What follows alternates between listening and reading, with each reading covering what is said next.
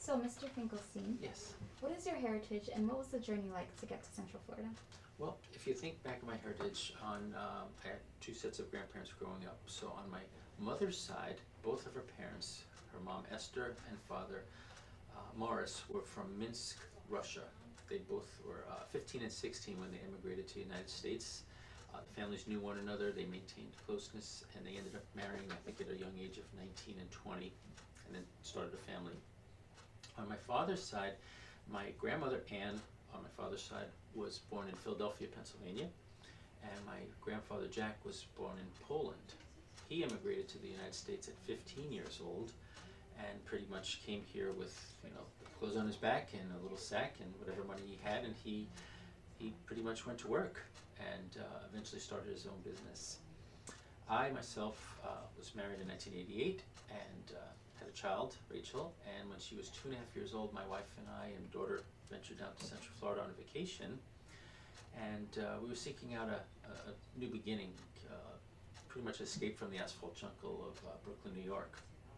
So we ventured down to Florida. I had been in the hospitality business working in New York City for many years and really just needed a change from the bump and grind, the subway rides to work, the 1.5 hour travel time from my tenement in Brooklyn to New York City. So we ventured to Central Florida and did a week's vacation, went to the parks, and then I really just set out to find employment. And I was very fortunate after about a week and a half to be offered a job, and I actually started the job. My wife and daughter went back to New York, and then 3 months later moved them all down, and we pretty much have been down here for the last 25 years. So things have been great. We're from the Jewish faith, so as you know, in Central Florida there's many churches, but very few synagogues or temples. But as soon as we moved down, that was a plight for us to find a house of worship where we could share a similar belief with others in our culture.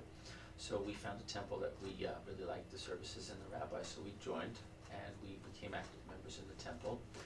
And in the Jewish faith, when an individual becomes 13, they assume either a bar mitzvah if they're a boy or a bat mitzvah if they're a girl. They take on the responsibility of learning the religion, learning the beliefs, and also learning how to read Hebrew from the Torah, which is the two scrolls. And we actually read from the Old Testament. So what we have done is we've given both of our daughters the opportunity to go through Hebrew school, and for 4 years they practiced and were able to actually read Hebrew from the Torah in front of the crowd, in front of the people in the temple.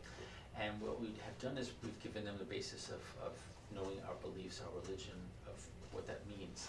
But in our faith and our beliefs, it's really all about family. So we try to gather on holidays and always try to get together for a big meal. We'll have stewed meats, some of the foods that were well known back home. We try to feature on the table so we can reminisce.